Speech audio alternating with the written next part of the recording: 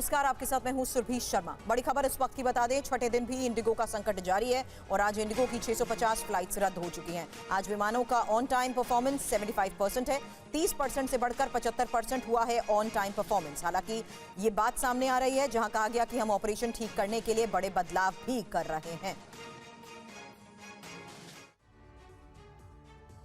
Indigo के flight संचालन पर संकट लगातार छठे दिन भी जारी है। आज भी मुंबई, दिल्ली समेत देश के कई एयरपोर्ट पर इंडिगो की उड़ानें रद्द हुई हैं। उड़ानें रद्द होने की वजह से यात्रियों की परेशानियां और बढ़ती जा रही हैं। इंडिगो की उड़ानें कैंसिल होने की वजह से इंदिरा गांधी अंतर्राष्ट्रीय हवाई अड्डे पर लंबी कतारें लगी और लोग घंटों इंतजार करते दिखे। मुंबई के छत्रपति शिवाजी महाराज अंतर्राष्ट्रीय हवाई अड्डे पर भी कई इंडिगो यात्रियों को उड़ान रद्द होने और देरी का सामना करना पड़ा। चेन्नई, बेंगलुरु, अहमदाबाद, जयपुर हाईवे अड्डे पर भी कई उड़ानें कैंसिल हुई। आज भी सबसे ज्यादा बेंगलुरु एयरपोर्ट पर 175 उड़ानें रद्द हुई हैं। मुंबई 112, हैदराबाद 115, कोलकाता 76, चेन्नई एयरपोर्ट पर 38 उड़ानें कैंसिल हुई। वहीं जयपुर 11, त्रिची 11, दिल्ली T1 5, लखनऊ एयरपोर्ट पर 5 उड़ानों को स्थगित किया गया। वहीं चंडीगढ़ में 3, भोपाल में 2 फ्लाइट कैंसिल हुई। बता दें कि यह हाल तब है जबकि इंडिगो ने दावा किया है कि 95% समस्या खत्म हो गई है। और इंडिगो उड़ान संकट पर ही डीजीसीए के एक्शन को लेकर अगली बड़ी खबर है। इंडिगो एयरलाइंस के सीओओ को कारण बताओ नोटिस दिया गया है और डीजीसीए ने सीओओ से 24 घंटे में जवाब मांगा है। डीजीसीए ने इंडिगो के सीईओ को कल नोटिस दिया था, प्लानिंग में कमी, नियमों का पालन न करने जैसा। कैंसलेशन में सही तरीके से सुविधाएं नहीं दी गई, समय पर जवाब न देने पर एक तरफा कार्रवाई की जाएगी। और मुंबई एयरपोर्ट पर एक महिला बैंक यात्री काफी परेशान नजर आई। 2 फ्लाइट कैंसिल हो चुकी हैं। अब 17,000 रुपए देकर मुंबई से लखनऊ की टिकट बुक की। हम मौजूद हैं मुंबई के छत्रपति शिवाजी महाराज टर्मिनस पर, जहां पर जो पैसेंजर्स हैं आज भी उन्हें तकलीफों का सामना करना पड़ रहा है। और आप बताइए कि कहाँ जा रही थी और अभी क्या कह रहे हैं ये लोग? मेरे पेरेंट्स हैं, कानपुर जा रहे थे, उन्होंने कैंसिल कर दी फ़्लाइट और अभी लखनऊ के लिए है जो कि 100 किलोमीटर दूर है वहाँ से। तो वो वाली फ़्लाइट उन्होंने बोल रहे हैं, सिंस मेरी कॉर्पोरेट बुकिंग है बामन लॉरी से, तो वो बोल रहे हैं कि उसका रिफ़ंड देंगे, ऐसा इन्होंने बोला है। वो 12-13 हज़ार रुपये की 2 फ्लाइट्स थी। अभी बुक सुबह करने गई मैं 9:45 वाली फ़्लाइट्स, दिख रहा है 15,000, जाते जाते 17,000 हो गया। 17,000 रुपये की अभी मैंने फ़्लाइट बुक करके दी। अभी ऊपर बस भगवान से प्रार्थना है कि पहुंचा दे। 17,000 कौन से एयर की बुक की आपने की? इंडिगो ही, ऑप्शन नहीं है, कोई ऑप्शन नहीं है उसमें। आप चेक करने जाओगे, एयर इंडिया दिख नहीं रही है, आकाशा लखनऊ के लिए दिख नहीं रही है, प्रयागराज के लिए दिख रही है, वो भी फ़्लाइट एक पर्सन का 10,000 रुपये है। तो बहुत प्रॉब्लम है। स्पाइस जेट दिख रही है दिल्ली के लिए। अब दिल्ली से 500 किलोमीटर दूर, 60+ पेरेंट्स और अंदर ये लोग का मैनेजमेंट इतना गंदा है कि बता नहीं सकती हूँ। मैं कल पोर्ट ब्लेयर से आ रही हूँ, लगभग मुझे 12 घंटा लगा है। एक आइलैंड में फंसे हुए माँ बाप को लेके दोनों 60+ घूमने गया है आदमी। उस बीच बड़ी खबर यह है कि दिल्ली एयरपोर्ट पर अभी भी फ्लाइट्स कैंसिल हो रही हैं। लोग इंतजार कर रहे हैं। बहुत यात्री अपने अपने घर चले गए हैं, लेकिन उनका सामान अभी भी एयरपोर्ट पर रखा हुआ है। देखिए दिल्ली एयरपोर्ट से TV9 संवाददाता शालिनी वाजपेयी की रिपोर्ट। पैसेंजर्स को लगातार समस्याओं का सामना करना पड़ रहा है और आज भी कहा जा रहा है कि 95% तक फ्लाइट जो हैं वो शुरू हो चुकी है, लेकिन फिर भी तमाम लोग हैं जो अभी भी परेशान हैं। अभी भी फ्लाइट्स कैंसिल हो रही है, रीशेड्यूल हो रही, और लोग जो 5 दिनों से जो समस्याएं झेल रहे हैं। ये देखिए, मैं आपको जो तस्वीर दिखा रही हूँ वो तस्वीर जो है वो है लोगों के लगेज की। लोग तो पहुँच गए अपने डेस्टिनेशन पर जहाँ उनको जाना था, क्योंकि तमाम लोगों की जो फ्लाइट थी वो रीशेड्यूल हो गई या कुछ उनको दूसरी फ्लाइट से जाना पड़ा, लेकिन उनका जो लगेज है वो इंडिगो के पास ही रहा। और जिन लोगों के लगेज देखिए किस तरह से आपको दूर दूर तक सिर्फ और सिर्फ जो नज़र आएगा वो लोगों की बैग्स नज़र आएंगे, ट्रॉलीज नज़र आएंगी। तो देखिए कि कितने नहीं, ये स्टोर रूम नहीं है बल्कि ये जो है ये टर्मिनल मैं बात करूँ T1 का नज़ारा है। स्थिति है वो लोग तो किसी न किसी तरह से अपने डेस्टिनेशन तक पहुंच गए, लेकिन उनका लगेज यहीं का यहीं रह गया। लोग ढूंढ रहे हैं आखिर कहाँ है मेरा लगेज, तो अभी वो किसी को कुछ पता नहीं चल रहा। लोग देखिए इंतजार कर रहे हैं। और इंडिगो संकट के बाद अब अहमदाबाद एयरपोर्ट की क्या स्थिति है? TV9 संवाददाता कुमार कुंदन ने एक ऐसे पैसेंजर से बात की जो अपनी पत्नी और बीमार मां से मिलने जा रहे थे। सुनिए उन्होंने क्या कहा। अभी भी काउंटर पर जो है लोगों की स्थिति, लोगों की भीड़ भाड़ आपको नजर आ रही होगी और लोग जो हैं इंडिगो के इस पे अपनी बारी का इंतजार कर रहे हैं, रिफंड ले रहे हैं और तमाम तरह की चीजें हैं। लेकिन इन सब के बीच फ्लाइटें रीशेड्यूल भी हो रही हैं, फ्लाइटें कैंसिल भी हो रही हैं और कैंसिलेशन का जो रेट है वो रेट जरूर पहले से कम है। मैं एक बार बात करवाता हूं लोगों से और आपसे जानने की कोशिश करता हूं जिनके फ्लाइट्स कैंसिल हुए हैं, वो इस वक्त हमारे साथ मौजूद है। अहमदाबाद पहले आना था, अहमदाबाद से फिर हमको कलकत्ता जाना था, लेकिन यहाँ आने के बाद जो है सो वो फ्लाइट अहमदाबाद से कलकत्ता के लिए कैंसिल हो गया है। सुबह 3 बजे से हम यहाँ बैठे हुए हैं, ठीक है ना। उसका दिन यहाँ पता किया इंडिगो के ऑफिस में, तो उन्होंने बताया कि जो है सो दूसरा टिकट दिया हमको और शाम के 4 बजे का 3:50 का है, यहाँ से रांची से फिर हमको कलकत्ता के लिए दिया है, लेकिन उसकी भी कोई गारंटी नहीं है। कोई गारंटी नहीं, इन लोगों ने गारंटी नहीं ले रहे हैं। हाँ। तो मतलब यात्रियों की स्थिति बदस्तूर जारी है जी। सुबह 3 बजे से बैठे हुए ठंड में। और अहमदाबाद एयरपोर्ट पर रेलवे की ओर से हेल्प डेस्क भी बनाया गया है। जिन्हें फ्लाइट की टिकट नहीं मिल रही है, यहाँ फ्लाइट कैंसिल हो गई हैं, उनकी मदद कैसे की जा रही है, देखिए संवाददाता की एक और रिपोर्ट। फ्लाइट कैंसिलेशन का असर पूरी जगह पड़ा है और उसकी वजह से यात्रियों को बहुत परेशानी हो रही है। कई जगहों पर रेलवे ने अपने हेल्प डेस्क बनाए हैं। इस वक्त मैं अहमदाबाद एयरपोर्ट पे मौजूद हूं और मेरे ठीक बगल में इंडिगो का काउंटर है जहां पे कैंसिलेशन और तमाम तरह की चीज़ हो रही है, लेकिन उसके ठीक बगल में रेलवे ने भी अपना काउंटर बनाया है।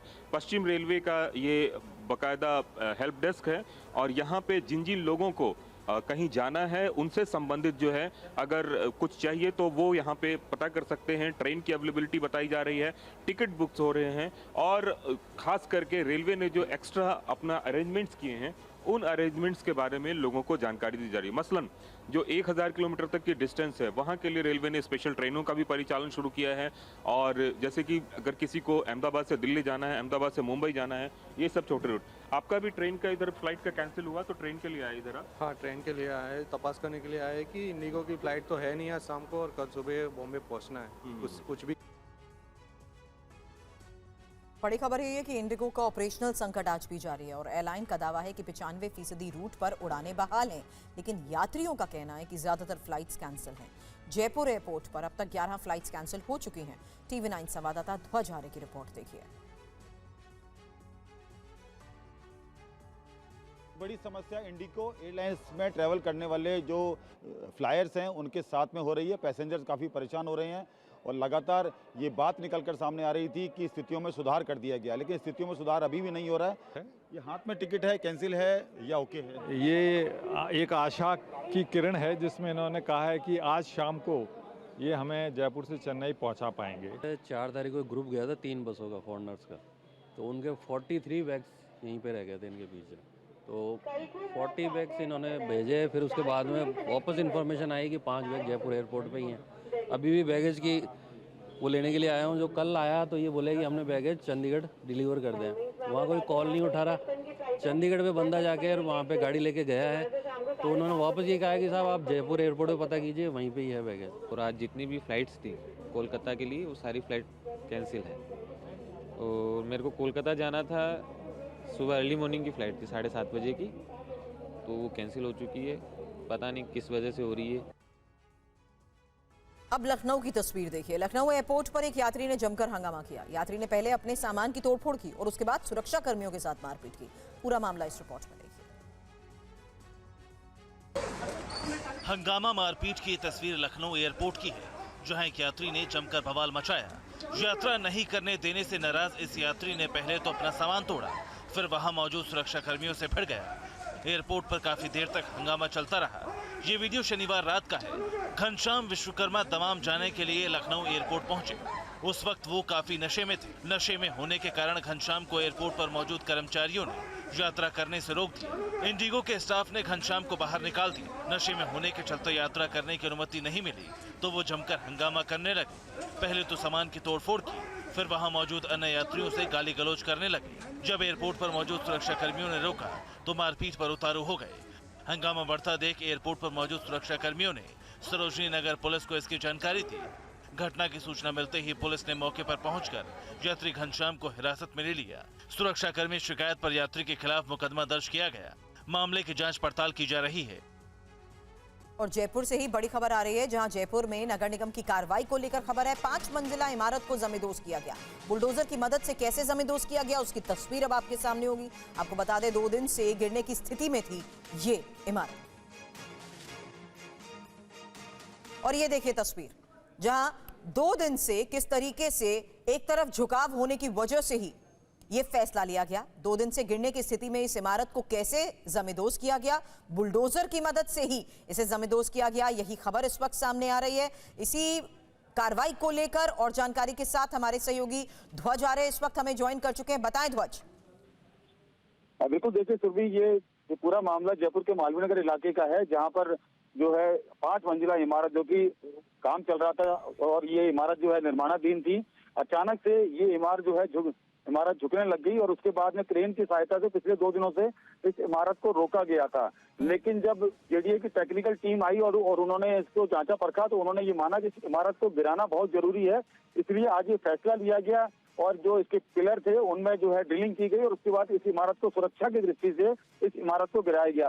लेकिन सबसे बड़ा सवाल ये है कि ये ऐसी बिल्डिंगें जो बन रही हैं, ये बिना सुरक्षा के लिहाज से जो है बनाई जा रही हैं और किस तरीके से इनमें सुरक्षा के मानकों का ध्यान नहीं रखा जा रहा है। लेकिन सुरक्षा के लिहाज से इस बिल्डिंग को गिराया गया है। एक बड़ी कार्रवाई जेडीए की तरफ से बताई जा रही है। जी शुक्रिया पूरी जानकारी के लिए आपका ध्वज। तो जयपुर में हुए इस बुलडोजर एक्शन, 5 मंजिला इमारत को कैसे गिराया गया, 2 दिन के हालात के बारे में हमारे सहयोगी ध्वज आ रहे हमें जानकारी दे रहे थे कि कैसे किसी तरीके से इस इमारत को गिरने से रोका गया था, लेकिन आज कैसे बुलडोजर की मदद से इसे जमींदोज किया गया, वही तस्वीर आपके सामने।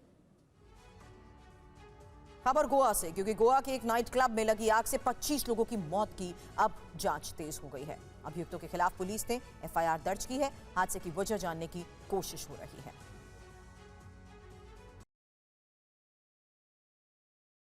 गांव के एक नाइट क्लब में भीषण आग ने कई परिवारों को सदमे में डाल दिया। नॉर्थ गोवा के अरपोरा गांव में मौजूद नाइट क्लब में देर रात लगी भीषण आग के बाद हाहाकार मच गया। क्लब में मौत का कोहराम मचा रहा। लोग जिंदगी बचाने के लिए भागते रहे, लेकिन इस आग ने 25 लोगों को अपने आगोश में ले लिया। हादसे में जो लोग घायल हुए हैं उनकी भी हालत नाजुक है। मुख्यमंत्री प्रमोद सावंत ने कहा है कि इस पूरी घटना की मैजिस्ट्रियल जांच की जाएगी। इसमें जिसकी भी गलती पाई जाएगी उसके खिलाफ कार्रवाई होगी। गोवा पुलिस ने इस दर्दनाक हादसे के गुनहगारों पर शिकंजा कस लिया है। I think 8-10 people have been identified. Okay. So in some of the cases, doctor have also started doing postmortem inquest. That procedure is going on. By evening we try to identify more. So any arrest is done in this? FIR launched. FIR is registered. Okay. Arrest, everything. और Goa club में जब आग लगी, वहां हुआ क्या? Club में dance के दौरान आग देखकर कैसे लोग डर गए, इस रिपोर्ट की एक और तस्वीर। ये तस्वीर उस वक्त की है जब गोवा के बज boy Romeo Lane night club में लोग जश्न में डूबे हुए थे। क्लब में नाच गाना चल रहा था। जिस क्लब में महफिल और जश्न हो रहा था, लोग थिरक रहे थे। किसी को नहीं पता था कि यहाँ एक अनहोनी होने वाली है। अब तस्वीरों में देख सकते हैं कि इस क्लब में जब डांसर डांस कर रही थी, तभी ऊपर से आग की चिंगारी फैलती है। चिंगारी नीचे गिर रही थी। वहाँ मौजूद लोगों का ध्यान चिंगारी पर गया। उसके बाद वहाँ क्या हुआ आप खुद देख लीजिए। ये चिंगारी धीरे धीरे पूरे क्लब में फैलती गई और वहां मौजूद लोग मस्ती छोड़कर जिंदगी बचाने के लिए जद्दोजहद करने लगे। ये चिंगारी इस क्लब में फैलती ही जा रही थी। लोगों के बीच अफरा तफरी मच गई। लोग बेसमेंट की तरफ भागने लगे। बेसमेंट में धुआं भरता चला गया। लोगों की सांसें रुकने लगी। बताया जा रहा है कि जब क्लब में आग लगी तो कम से कम 100 लोग डांस फ्लोर पर थे। ये लोग खुद को बचाने के लिए इधर उधर भागने लगे। कुछ लोग नीचे की ओर रसोई घर में भाग गए, जहाँ वो कर्मचारियों के साथ फंस गए। फिलहाल पुलिस इस पूरे मामले की जांच कर रही है। आग कैसे लगी और इसके लिए कौन जिम्मेदार है, ये जानने की कोशिश की जा रही है। और गोवा नाइट क्लब में आग के बाद सरकार एक्शन में है। बड़ी खबर आपको बता दें, सरकार ने नाइट क्लब के मालिक पर कार्रवाई और मामले की जांच के आदेश दिए हैं, जबकि कांग्रेस ने क्लब के लाइसेंस को देने वाले मंत्रियों से इस्तीफा मांगा है। इस पूरे इंसिडेंट की मैजिस्ट्रियल इंक्वायरी हमने बिठाई है, क्योंकि ये जो प्रेजेंट क्लब था उसके लिए कौन कौन सी परमिशन थी और किसने परमिशन दी थी, उसकी पूरी इंक्वायरी की जाएगी। Fire safety norms, building construction norms follow किए हैं क्या नहीं, वो देखे जाएंगे। और जो कोई क्लब ओनर्स अभी हैं उनके खिलाफ अरेस्ट वारंट जारी किया है। उनके बाकी मैनेजर्स और बाकी उनको ऑलरेडी अरेस्ट कर चुके हैं और उसकी मैजिस्ट्रियल इंक्वायरी करके जो कोई मैंने गलती मिलेगी उसको बिहाइंड द बार्स हम करेंगे। हमने सुबह डिमांड किया है कि इतना बड़ा कैटास्ट्रोफी हुआ, 25 लोगों की जान गई है, गोवा राज्य के मुख्यमंत्री ने और बड़ी खबर है, बाबरी मस्जिद के शिलान्यास के बाद हुमायूं कबीर का नया ऐलान। 1 लाख लोगों के साथ कुरान पढ़ने का ऐलान किया गया। फरवरी में 1 लाख लोग कुरान ख्वानी करेंगे और कुरान ख्वानी के ही बाद बाबरी मस्जिद का निर्माण होगा। आपको बता दें, आज कोलकाता में 5 लाख लोगों ने गीता पाठ भी किया है। उद्देश्य एक ही है, जे उद्देश्य में सनातन धर्मावलंबी मानुष उनका पवित्र गीता पाठ कर रहा है। मैं अभी इस्लाम धर्मावलंबी मानुष मेरा 1 लाख हाफिज को लिए मैं कुरान पाठ कराएंगे एवं वहाँ से खाना खिलाएंगे अच्छा से लोगों को। वो 1 लाख कुरान का हाफिज को भी खाना खिलाएंगे। फिर मेरा को साथ जो रहने वाला यंग लड़का है सब, इनको भी और 1 लाख आदमी इकट्ठा करके 2 लाख का आदमी एक साथ में बैठ के वो खाना खाएगी। बाद में वो बाबरी मस्जिद का काम शुरू होगी। और कोलकाता में ही आज सनातन संस्कृति संसद द्वारा आयोजित गीता पाठ में लाखों की संख्या में लोग शामिल हुए। इसी कार्यक्रम में बंगाल के राज्यपाल सीवी आनंद बोस के साथ धीरेन्द्र शास्त्री मौजूद रहे। पश्चिम बंगाल की राजधानी कोलकाता में आज हिंदुओं के आध्यात्मिक जागरण के लिए भगवत गीता का पाठ आयोजित किया गया है। इसमें करीब 5 लाख श्रद्धालुओं के शामिल होने का अनुमान है। हालांकि इस आयोजन की टाइमिंग को लेकर सवाल खड़े हो रहे हैं। एक दिन पहले ही मुर्शिदाबाद के बेलडांगा में अयोध्या की बाबरी मस्जिद के मॉडल पर आधारित एक मस्जिद की नींव रखी गई। सनातन संस्कृति संसद नाम की संस्था की ओर से इस सामूहिक गीता पाठ कार्यक्रम का आयोजन किया गया और इसका मकसद आम लोगों तक सनातन धर्म की मूल भावना और गीता के संदेशों को पहुंचाना है। आपको बता दें कि ब्रिगेड परेड ग्राउंड में पिछली बार 24 दिसंबर 2023 को सामूहिक गीता पाठ कार्यक्रम आयोजित किया गया था और इसमें लगभग 1 लाख लोगों ने भाग लिया था। कार्यक्रम की अध्यक्षता महामंडलेश्वर स्वामी ज्ञानानंद जी महाराज ने की, जबकि पद्म भूषण साध्वी रितंबरा मुख्य अतिथि के तौर पर मौजूद रहे। इस दौरान गीता पाठ में शामिल होने वाले सभी लोगों को गीता की प्रति निःशुल्क दी गई। इस गीता पाठ में पहुंचे बागेश्वर धाम के पीठाधीश्वर धीरेन्द्र कृष्ण शास्त्री ने क्या कहा, सुनिए। कलकत्ता के पत्ता पत्ता में सनातन का भगवा लहरा रहा है।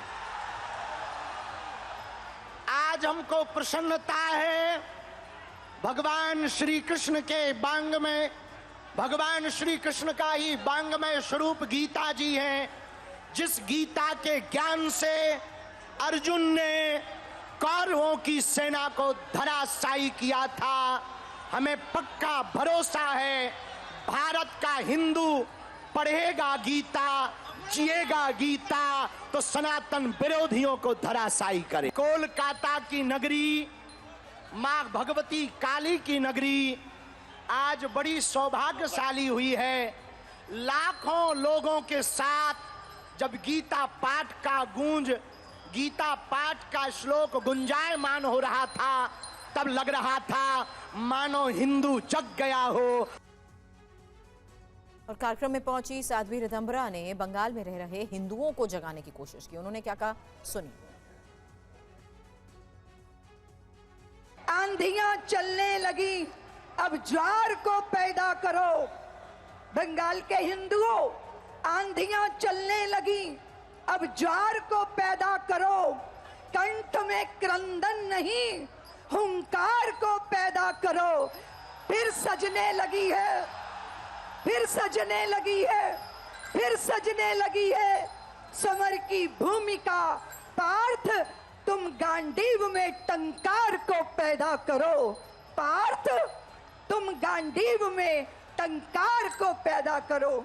मैं राष्ट्र के सभी अर्जुनों को निवेदन करती हूं कि माधव के धनंजयो अब जाग जाओ। बंगाल की धरती जाग गई है। संतों के नेतृत्व में आज हम अपनी आंतरिक स्वतंत्रता की घोषणा कर रहे हैं। जम्मू कश्मीर ने आज JKPSC ने संयुक्त प्रतियोगी परीक्षा का आयोजन किया और राज्य भर से हजारों छात्र इस परीक्षा में शामिल हुए। परीक्षा के बीच उम्र विवाद को लेकर भी सियासत तेज हो गई।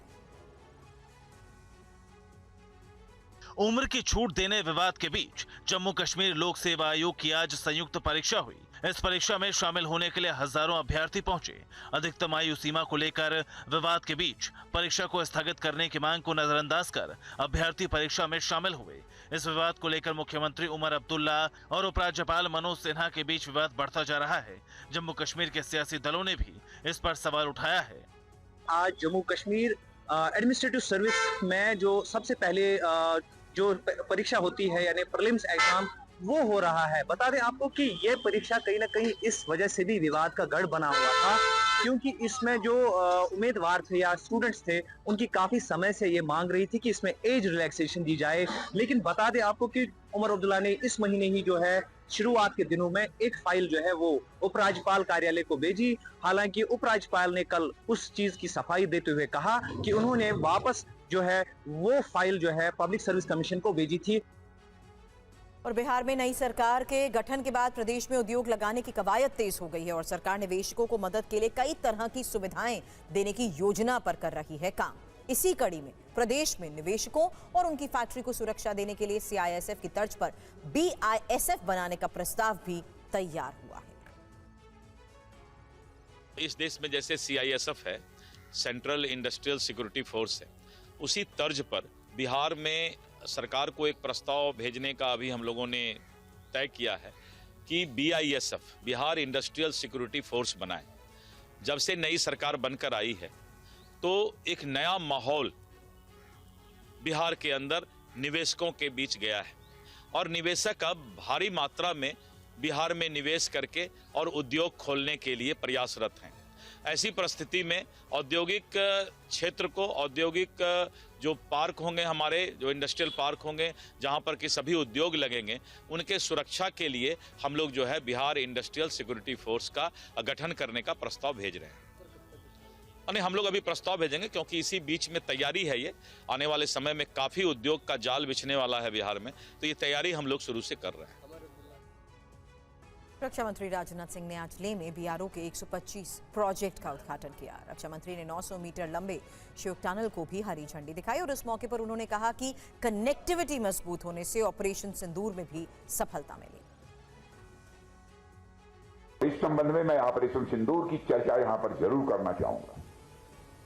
अभी कुछ ही महीने पहले हमने देखा जब पहलगाम के दुर्दांत आतंकी हमले का जवाब देते हुए हमारी आर्म फोर्सेस ने ऑपरेशन सिंदूर को प्रभावी तरीके से अंजाम दिया, तो आतंकियों का क्या हश्र किया ये दुनिया जानती है।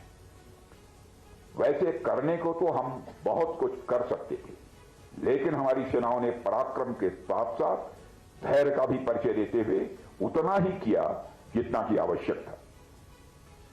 इतना बड़ा ऑपरेशन इसलिए संभव हो पाया क्योंकि हमारी कनेक्टिविटी स्ट्रांग थी। हमारी आर्म फोर्सेस के पास सही समय पर लॉजिस्टिक्स को पहुंचाया जा सका। बॉर्डर एरिया के साथ भी हमारी कनेक्टिविटी बनी रही, जिसने ऑपरेशन सिंदूर को ऐतिहासिक सफलता दी है। साथियों, ऑपरेशन सिंदूर के दौरान हमारी आर्म फोर्सेज और सिविल एडमिनिस्ट्रेशन के साथ बॉर्डर एरिया के नागरिकों का जो कोऑर्डिनेशन देखने को मिला है वह भी अपने में इनक्रेडिबल है। मैं लद्दाख के साथ साथ बॉर्डर एरिया के हर नागरिक को हमारी आर्म फोर्सेज का सहयोग देने के लिए आभार प्रकट करता हूं।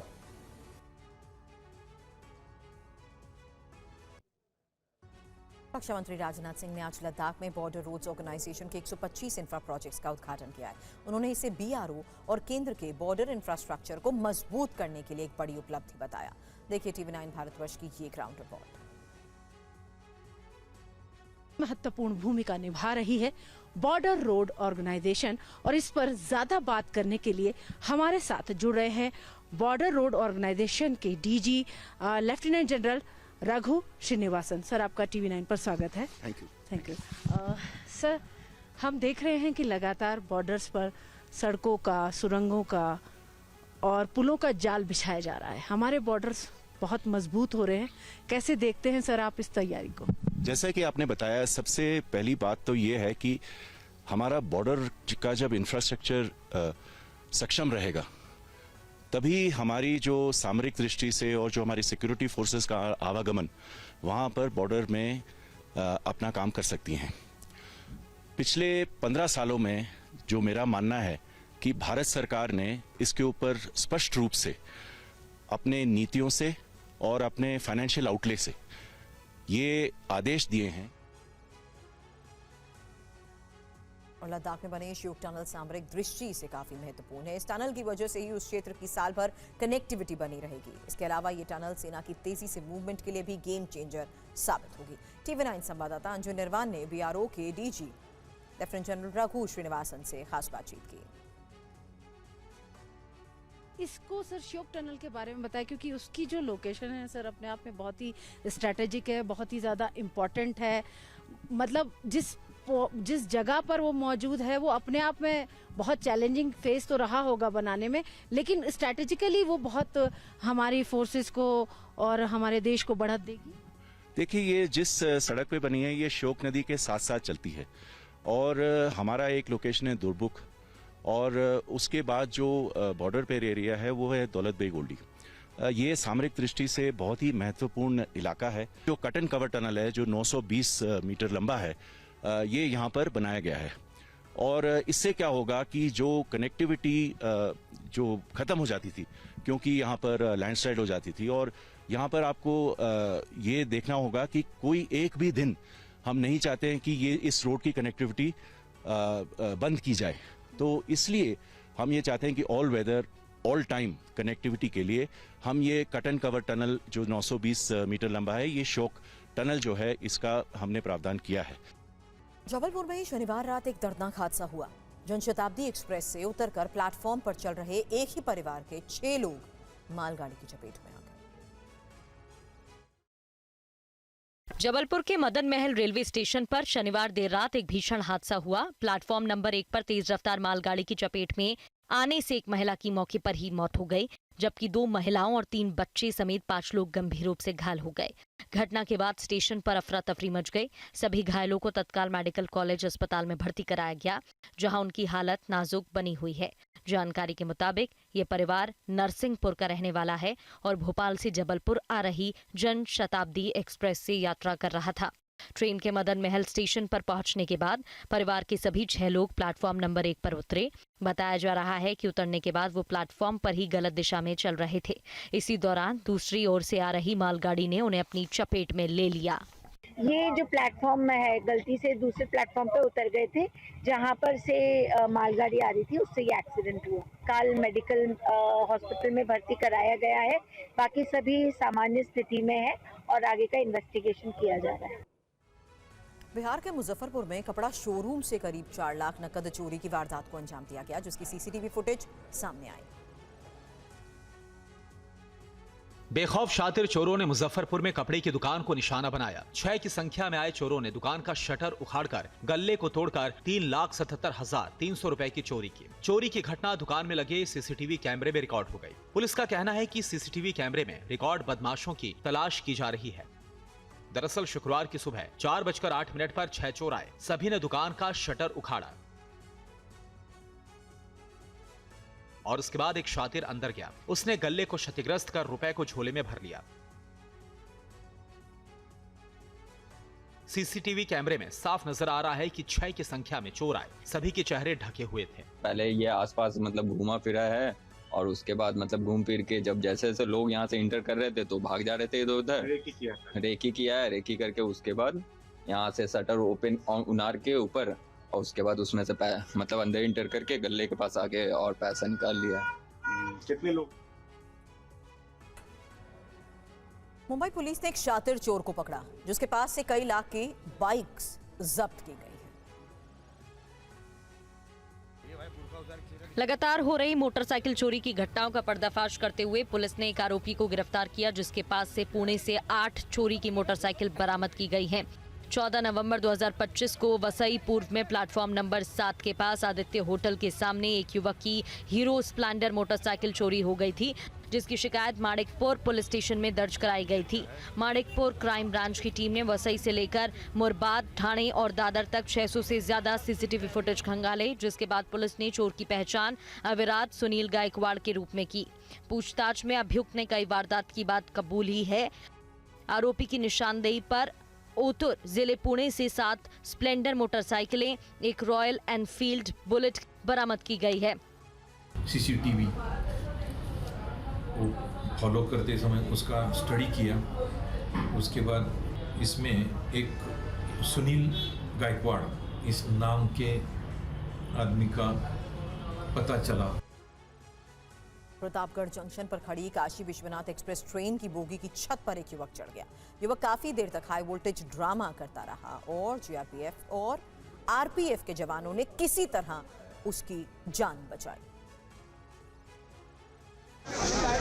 यूपी के प्रतापगढ़ जंक्शन पर उस समय हड़कंप मच गया जब एक युवक ने ट्रेन की छत पर चढ़कर हाई वोल्टेज ड्रामा करना शुरू कर दिया।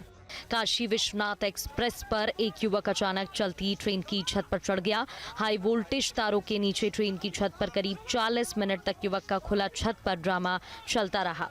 स्टेशन पर मौजूद लोगों में अफरा तफरी मच गई। यात्रियों, स्थानीय लोगों और रेलवे अधिकारियों के लिए चिंता का सबब बन गया। रेलवे कंट्रोल रूम की तत्परता और बिजली आपूर्ति बंद किए जाने से एक बड़े हादसे को टाल दिया गया और युवक की जान बच गई। घटना की जानकारी मिलते ही जीआरपीएफ और आरपीएफ के जवानों ने पहले लाइट काटी, उसके बाद छत पर भाग रहे युवक को पकड़ा। इस दौरान युवक काबू में नहीं आ रहा था। जवानों को इस युवक पर काबू पाने के लिए काफी मशक्कत करनी पड़ी।